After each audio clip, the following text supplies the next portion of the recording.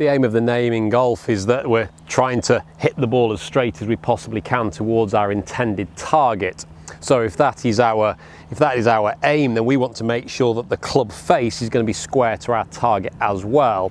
When we address the golf ball, we work quite hard to make sure the club face is pointing right down our intended target line. So we set ourselves up and we would consider that to be a square club face. During the golf swing, it's important we therefore maintain that square club face.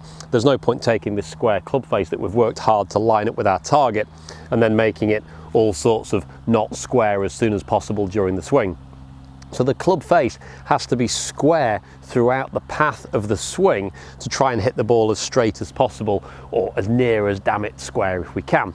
If I address the golf ball in a good position and then I move the club away, if I take it away in a nice one-piece motion, you can see the golf club sits in this position. Now here it's quite important, we're going to call this checkpoint 1. Checkpoint 1 is the club is parallel to the target and horizontal to the ground, so it's level to the ground, pointing at my intended target.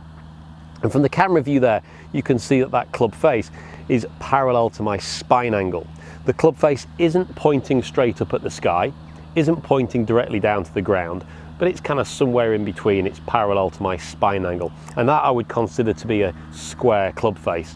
As I then bring the club back down to that same position, gets into the same place again, still square. That then allows me to turn into the top of the golf ball, and the club face would be nice and square through impact as well.